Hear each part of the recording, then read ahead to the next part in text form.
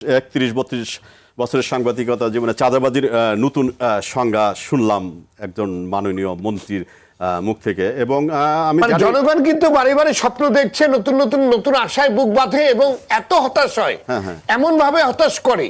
এবং দেখেন আমরা সাংবাদিক হিসেবে বা সাধারণ মানুষ হিসেবে নতুন সরকারকে একটু অন্য ধরনের স্বাগত জানিয়েছিল, করছিল, কিন্তু 2-3টি ঘটনা এমনভাবে মানুষকে বাড়ি দিল, আমি এই শব্দটি ব্যবহার করছি, যে হতাশ হলো। কারণ উনি চাঁদাবাজির এমন একটি সংজ্ঞা দিলেন এবং ওনার সঙ্গে মানে যারা এই যে পরিবহন সেক্টরের সঙ্গে জড়িত বা বাজারের সঙ্গে জড়িত বা বিভিন্ন সংগঠনের সঙ্গে জড়িত, ওনাদের খুশি করতে গিয়ে সাধারণ মানুষকে কি মেসেজ দিলেন ওনার মানে টক শোগুলোতে আমি দেখছি। যদিও ছাত্র জীবনে উনি আমার জুনিয়র, উনি ছাত্র রাজনীতি করছেন, কিন্তু ওনার কতগুলো টক শোতে দেখছি আমি যে ওনার একটু কেমন যেন অহমিকা ভাব আমি কথাবার্তায় আমি দেখছি। মাননীয় মন্ত্রী প্রতি শ্রদ্ধা রেখেই বলছি, আমাদের একজন সাংবাদিক বড় ভাই আমার বা বড় ভাইয়ের সঙ্গেও আপনার টিভিতেই নাকি কোন ইয়েতে আমি তার সঙ্গে মানে কথাবার্তায় আমি একটু অধ্যত্বপূর্ণ বিষয়টি দেখছিলাম। আমি সরাসরি বলি,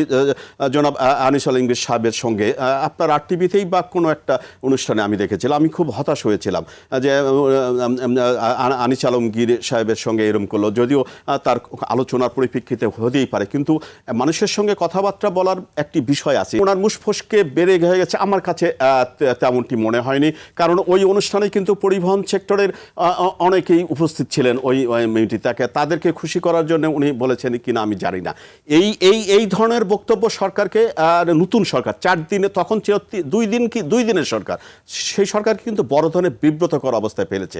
আমার মানে এখন ওই ঘটনার পরিপ্রেক্ষিতে আমার কেন যেন মনে হচ্ছিল যে মাননীয় প্রধানমন্ত্রী উচিত ছিল এই মন্ত্রী পরিষদের বৈঠকের বাইরেও রুদ্ধদ্বার একটি বৈঠক করা, যে এই কার কত দূর যেতে পারবে, কোন মন্ত্রী কতটুকু কথাবার্তা বলতে পারবে, সেই বিষয়ে একটা বড় গাইডলাইন দেওয়া প্রয়োজন ছিল বলে আমার কাছে এখন মনে হচ্ছে। যে 4 দিনের সরকারের অনেক মন্ত্রীর কথাবার্তা বা তাদের বডি ল্যাঙ্গুয়েজ দেখে আমার কাছে যেটা মনে হচ্ছে, আমার মনে হয় সময় সেটা আছে প্রধানমন্ত্রীর এই কাজটি করা জরুরি বলে আমি মনে করি। কারণ এখন অনেক গণমাধ্যম, অনেক মিডিয়া, টেলিভিশন এবং মজো সাংবাদিকতা আছে, সব কিছু মিলিয়ে কিন্তু আপনি কখন কোথায় কি বলে ফেলবেন তার প্রভাব কিন্তু আপনি সাধারণ মানুষের মধ্যে পড়বে। এই যে নতুন চাঁদাবাজির সংজ্ঞা, এই সংজ্ঞা যেমন এই যে জব্বার সাহেবের নাজেহাল করার ঘটনাটি অন্য ব্যবসায়ীদের মধ্যে এইরকমও কাজ করছে যে এখন আমার মার্কেটে এসো আমিও এরকম করব।